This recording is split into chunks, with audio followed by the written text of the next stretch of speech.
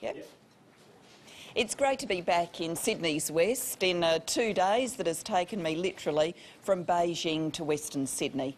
I'm pleased to be here with Minister Jason Clare, with local member Laurie Ferguson, the member for Werriwa. I'm joined too by Father Chris Riley and also by Chris Gardner, who leads the PCYC movement, the police, citizens and youth clubs that do so much good work. When I was last year in Sydney's West, I made some announcements about cracking down on the harder end of crime, making sure that federal police and state police work together in strike teams to deal with gangs and gang violence, to deal with what we see from committed criminals, including firearms offences, shootings in our streets. I also announced that as a government we would be pursuing national anti-gang laws and unexplained wealth laws. This is making sure that criminals can't exploit loopholes by moving from state to state with inconsistent regimes or moving money around to try and stop that money being detected. We've got the Council of Australian Governments meeting on Friday, and there I will be pursuing with state premiers and chief ministers the need for national laws. Our criminals, the gangs, they work around the nation, so we do need national laws. I also want to make sure that we're engaged in a better effort to get at unexplained wealth, the proceeds of crime that should not be in the hands of criminals.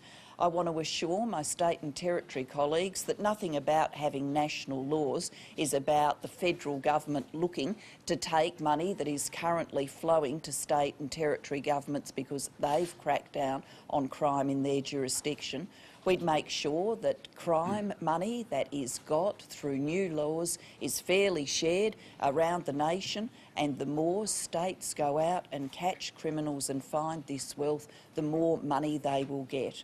What should that money be used for? Well, today is a great example because we as a federal government are going to take $40 million, which is the proceeds of crime, and put it into a national crime prevention fund to make a difference for young people who are just kids who need some assistance. They're at risk of losing their way.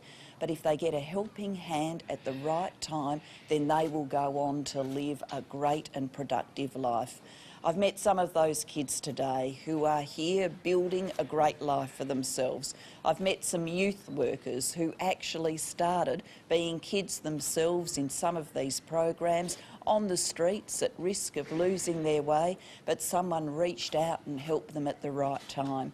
And of the people who do that reaching out and make such a difference, I'm standing here with Father Chris Riley, who is known around the country for his youth off the streets work. It makes a difference to young people's lives. It breaks anything that could turn into a cycle of crime. It helps young people get back on the right path.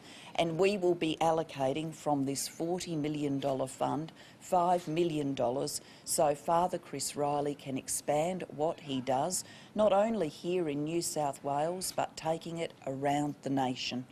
We will also be allocating $5 million to the great work that is undertaken by police, citizens and youth clubs, by PCYCs, and Chris is here leading that PCYC movement. These clubs make a real difference to kids too.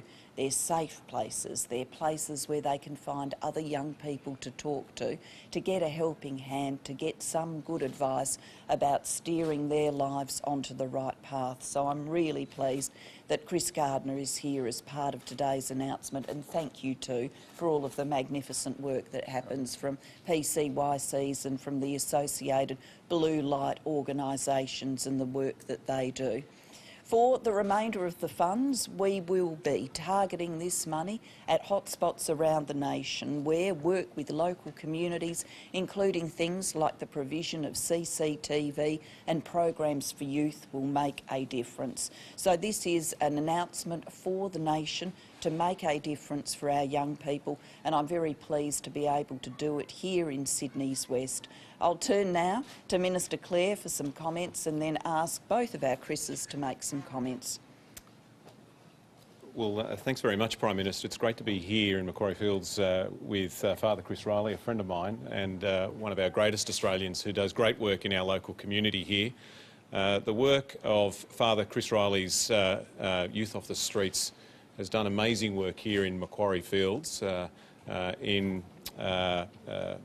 the Macquarie Fields riots, the work that's been done here with outreach and youth services has helped to reduce crime in the local community. Father, you've got the same outreach services in Bankstown and in Blacktown and other parts of Western Sydney. This $5 million will enable Youth Off the Streets to now expand that outreach service to 10 new locations in other parts of Western Sydney and to expand Youth Off the Streets to other parts of the country. An organisation that does such amazing work, and now with this new money we'll have the opportunity to roll it out to other parts of Australia. This is a $40 million national crime prevention fund using money seized from criminals. $5 million for Youth Off the Streets, but $5 million also, Chris, for PCYC. I'm a boy from Cabramatta. I grew up around the corner from Cabramatta PCYC. I know the great work that PCYC does and has done for 75 years. From Tasmania to Queensland, from Western Sydney to WA, PCYC's help young people who are at risk of falling through the cracks of society and putting them on the right path, meeting up with police officers and building that respect between police officers and young people. There's no better organisation that does that than PCYC, and that's why I'm glad we've been able to give $5 million to PCYC to continue the work that you're already doing so well. As the Prime Minister said, this money will also be allocated to crime hotspots for local councils to invest in CCTV and extra lighting to help target areas where crime is worst, and help other non-government organisations with youth outreach services to target young people at risk of falling into a life of crime. A month ago, we announced the National Gang Task Force, and the National Anti-Gang Laws will go to a meeting of premiers next Friday. This is about targeting young people at risk of falling through the cracks, the next generation of young people. And can I just give you one story, one example? A young bloke that I know very well who got involved in drugs and alcohol, ran away from home, lived in an abandoned factory. With the help of his mum and with the help of this bloke here, Father Chris Riley and Youth Off the Streets, he's back at home now. He's at Chapel School studying in Year 11, and he won an award from Youth Off the Streets recently for outstanding achievement. He wants to finish school and he wants to join the army. That's just one example of the work that Father Chris's organisation does to turn lives around. And there are thousands and thousands of examples of that happen every day through the work of Father Chris Riley's Youth Off the Streets and through PCYC, and we want to do more of that work. Just one last point. This is not taxpayers' money that we're investing here. This is money seized from criminals. Criminals make a lot of money, billions of dollars. The Crime Commission estimates that criminals take about $15 billion off the economy every year. They're making billions. Police are already seizing millions of dollars, but we can seize a lot more. That's why next Friday we're asking premiers to help us establish national asset seizure laws, national unexplained wealth laws, so we can seize more money off criminals. That'll mean more money for state governments and more money for Youth Off the Streets, more money for PCYC, more money to help the next generation of young people. Thanks very much. Thank you. Please. Thanks, Prime Minister and Minister Clare for the contribution to Youth Off the Streets. We only get 35% government funding. When you go into an outreach service like this, we go in very quickly. After the riots, we were here within a few weeks. Bankstown, we were there 18 months ago when there was a stabbing, within 24 hours. And when you go into those hotspots, basically governments, particularly state governments, will say, we won't fund them, you went and did it yourself. So we only receive 35% government funding. And so this is an incredible boost, but it will take us into 10 new areas. It won't fill that black hole. And it means we reach more kids. And right across southwest and western Sydney and in other parts of the country, we have thousands of young people who have been overwhelmed by feelings of hopelessness. There's nothing for them to do. Blacktown is one of our strongest, and we'll be certainly moving with this funding out to Mount Druitt area as well, with 27% of the population of Blacktown under the age of 18. Why is the highest crime rate nearly in every area in that suburb? because it's got these kids with nothing to do. And I guess one of the biggest things that pushes a boy particularly back onto the streets is not having a father. That's the biggest indicator of a kid getting into trouble, being fatherless. And we have right across this nation, you know, hundreds of thousands of kids who don't have fathers. So we will move quickly. I can guarantee probably within careful with my staff, they'll get a bit worried, but I can guarantee we'll be in 2 locations within 3 to 4 weeks. That's how quickly we will move, and we'll roll that across over the next 3 or 4 months. We'll certainly be in about 6 within 3 or 4 months as well. So we'll move quickly, we'll use that funding, and we'll engage kids. One of our biggest successes is we actually, one of the youth workers here is now a senior youth worker, was involved in the riots in those days. Our biggest magic is employing young people from the area. So when suburbs, and we'll negotiate with suburbs, we won't just land there, we'll negotiate with suburbs, but we will employ local young people from the area. We don't care what their past has been, but they're the ones who have incredible influence over the rest of the young people in those suburbs that we're going to land in. So as I say, I'm really grateful. I'm really grateful because I always speak for the PCYC saying they have to raise too much money themselves and spend too much time doing that. So really glad that these guys with us are receiving this funding because, as I said, they do so much fundraising and so much of their time is spent. I better not speak on their behalf though. So please, Chris. Prime Minister, Minister and Father, Chris, this is really important work, Prime Minister, and we're grateful. There's clear evidence that the community want to divert kids away from crime. They don't want them locked up if they can be given a second chance. Most police officers don't want to lock kids up. And so getting resources available to police officers involved in this youth work, partnering with community groups, partnering with young men like the young men from Hayat House that you met, that's really important. The truancy programs, the breakfast programs, the outreach programs at night, these guys working to midnight to pick kids up and steer them in the right direction.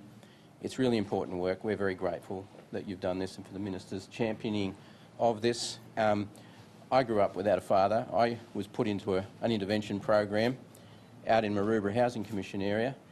I know how important it is to have young men like the men from Hayat House come alongside you and give you another chance. Resourcing that work is what the community wants, and we're very grateful, Prime Minister. Thank you very much. Thank you. Okay, this is an unusual step at a press conference, but I think those stories deserve a round of applause, so thank you very much.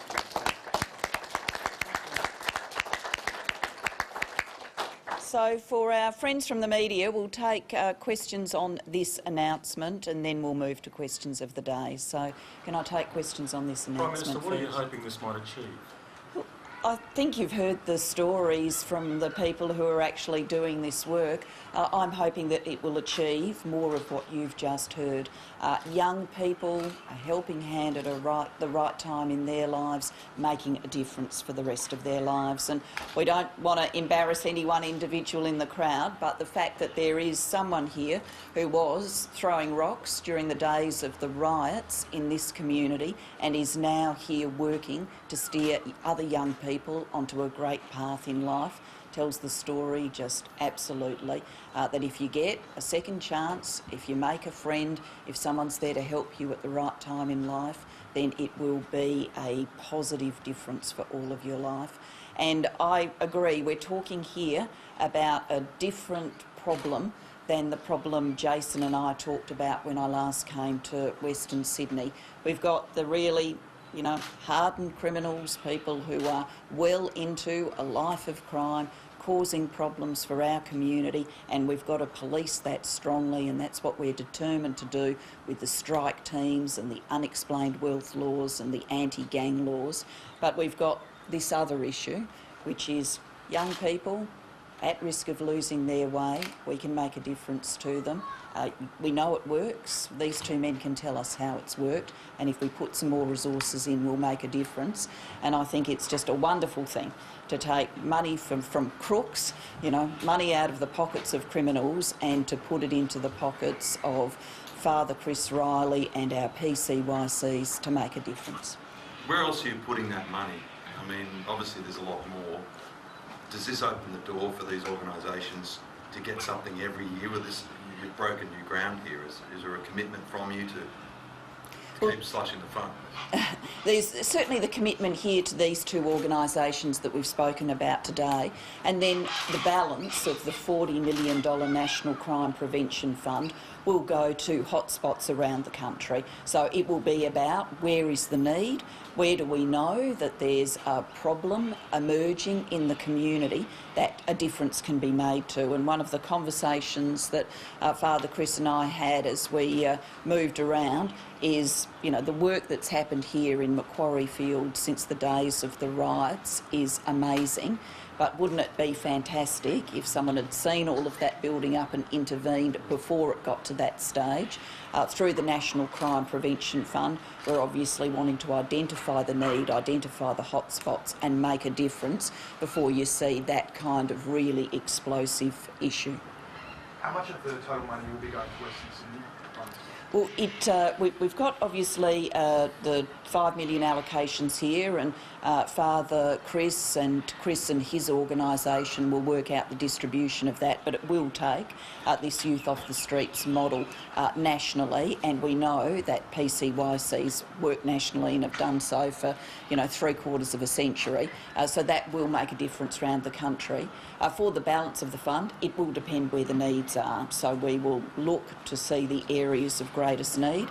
Yes, Western Sydney has needs and communities around the country do as well, and so we'll be working to channel the funds where they'll make the most difference. And what do you say to people who suggest that this is throwing money at Western Sydney to lead up to the elections and so on? Well, as I've just explained to you, this is about money from crooks flowing nationally to make a difference for kids and to prevent crime in the future. Prime Minister, what do you think about Woodside sheltering? Well, we just make sure we've done all of the questions on this first. Okay, thank you. Thank you. Thank you. Thank you very much. Okay, yep. What do you think about Woodside sheltering at the Jameson? Well, as Woodside has made clear, this is a decision for the company. It doesn't relate to any federal government regulatory issues or state government regulatory issues. It's an issue for the company, so it's for them to deal with. Is that a major loss to our economy? $35 billion? Well, this is a decision for Woodside. More generally, when we look at our economy, what we are continuing to see is strong investment in resources.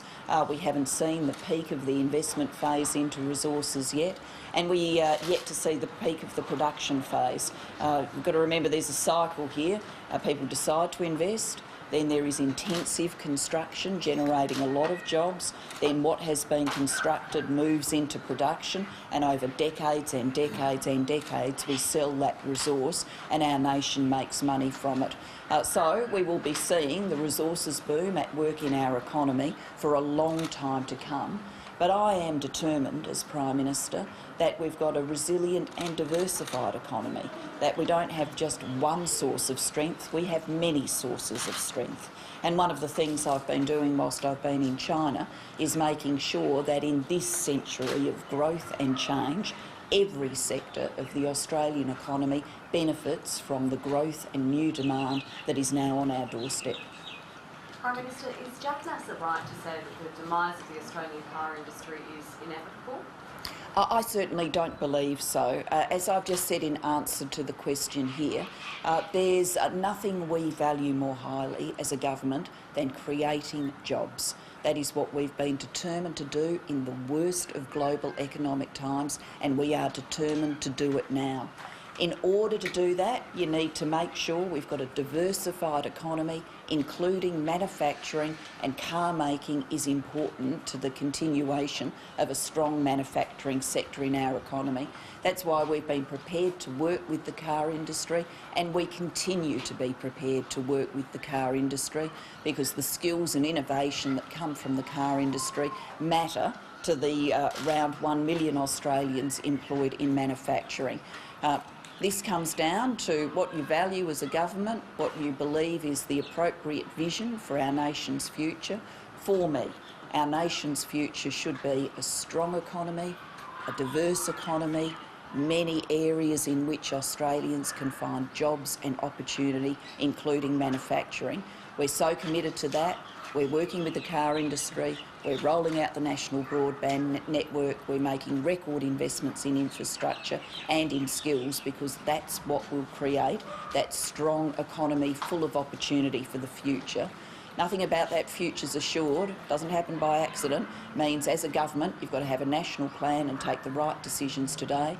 We've got that plan, we outlined it last year, Australia in the Asian century, and we're taking the right decisions today to make sure we've got those jobs and that opportunity in the future. Despite what he's said since she passed away, wouldn't Bob Carr be the obvious choice to attend Margaret Thatcher's funeral next week?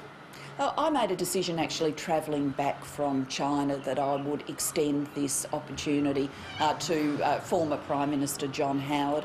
I decided to do that because out of the former Australian Prime Ministers, I think he's the one with the deepest connection to Margaret Thatcher, and so it was the appropriate thing for him to represent the nation at the funeral. I'm very pleased that John Howard has accepted my invitation to attend the funeral and to represent the nation.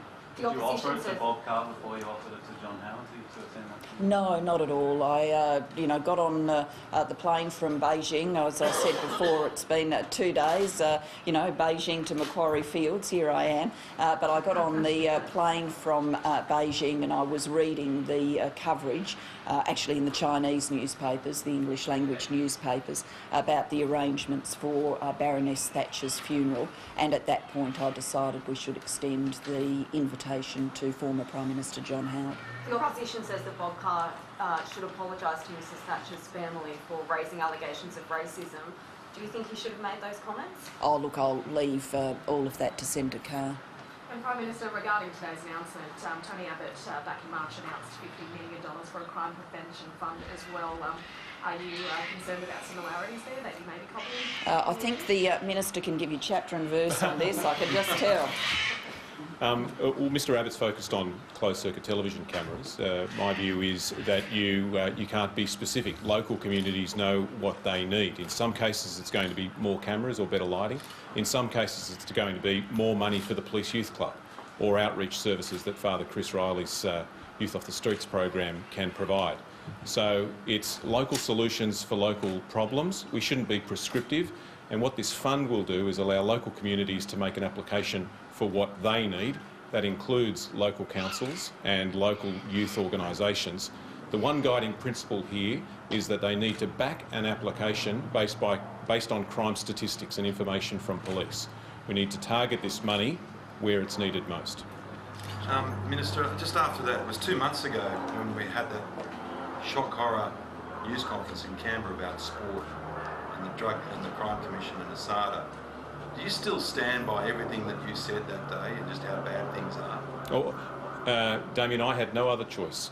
The Crime Commission has done a 12-month investigation that's identified links between organised crime and sport. That's now the subject of an ongoing investigation by ASADA that will involve interviews with more than 100 people. Now, that's going to take some time, but the change in behaviour has been immediate. One of the anti-ageing clinics that the Crime Commission was concerned about has closed and not reopened. We've got the NRL establishing an integrity unit. Injecting of players in different codes has stopped, to my advice. We've got players now coming forward. The Crime Commission made the decision to release the report and I backed them. The idea that you could collect all this information and then not make it public is both wrong and impossible. When you start interviewing 100 people, that information was going to get out. No one wants drugs involved in sport, and sport will be better for the investigation that's going on. Match fixing was heavily targeted as well, but not one police force in the country is investigating match fixing. I think if you go back to the report, Damien, you'll see that the Crime Commission identified one case there that they were working with one state police on. That subsequently led to more work that's being done by a Senate committee, and the Crime Commission's investigation into all of these areas continues as well. Mr Clare, when do you expect to close the loophole regarding the migration zone that signs that this seems to be taking place? Minister O'Connor has carriage of that legislation. His advice to me is he intends to have that legislation debated and passed through the Senate as soon as the Parliament returns. And Minister, the Coalition announced unmanned drones as part of its asylum seeker policy. Is that something that you've looked at? Yeah, if you look at the Defence White Paper that was released a couple of years ago, you'll see that UAVs are also in the Australian Government's Defence White Paper. There's a mixture of equipment that's necessary here to patrol our borders. Part of it is the surveillance aircraft and the patrol boats we use now, but in the future UAVs are the sort of unmanned aircraft that can provide this service as well. Do you think that aircraft could have detected that boat earlier this week? Well, it all depends upon where you target surveillance. And as I said, we target our patrol boats and our surveillance aircraft to where boats are travelling to Australia in the northwest. The initial interviews that have been conducted with the people on this boat indicate that they were intending to travel to New Zealand rather than Australia, but those interviews need to continue, and I've asked Customs and Border Protection to conduct a review based on those interviews and advise me whether there's any change needed to their positioning or posture. Is the government re-examining its decision to postpone the acquisition of drones in light of the fact that more boats are coming to Australia? No. These are two separate things. They're already embedded in the Defence White Paper, so this is separate from the issues that occurred this week. Okay, thank you very much. Thank you. That is the Prime Minister, along with the Home Affairs Minister, Jason Clare, in Macquarie Fields in the southwest of Sydney. The PM returning to where she spent about a week or so a couple of months ago as part of her